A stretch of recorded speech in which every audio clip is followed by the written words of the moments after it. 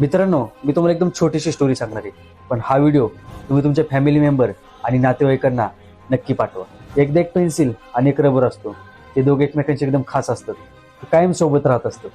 एकदा पेन्सिलला काहीतरी होतं आणि तो रबरला सॉरी म्हणतो. आता जेव्हा आपल्या जवळचा एक माणूस जो आपल्यासोबत रोज राहत असतो तो जर आपल्याला सॉरी म्हणला, आपल्याला थोडं वेगळं वाटतं.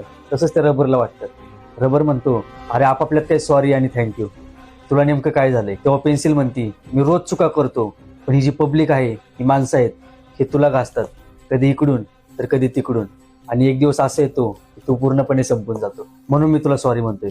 तेव्हा रबर म्हणतो, अरे सोड, पण तू आयुष्यात हे तरी लक्षात ठेवशील की तुझं चुका पुसणारं कोणतरी तुझ्या आयुष्यात होतं. मित्रांनो, या व्हिडिओमध्ये जे पेन्सिल आहे हे आपण आहोत, आणि जो रबर आहे हे आपले आई वडील आहेत. जेव्हा कधी आपण चुका करतो तेव्हा सगळ्यात पहिलं पळत पळत हे आपले आई वडील येतात, आणि त्या आयुष्यात हे निश्चित करतात की पुढे जाऊन आपल्या पेन्सिलसाठी, म्हणजे आपल्या मुलांसाठी लोकांनी टाळ्या वाजवल्या पाहिजे. पण मित्रांनो, आयुष्यात एकतरी असा दिवस येतो जेव्हा जेव्हा रबर म्हणजेच आपले आई वडील हे आपल्या सोबत नसतात. तेव्हा राहतात त्यांच्या फक्त आठवणी. म्हणून आपल्या आई वडिलांची कायम रिस्पेक्ट ठेवा आणि त्यांना कायम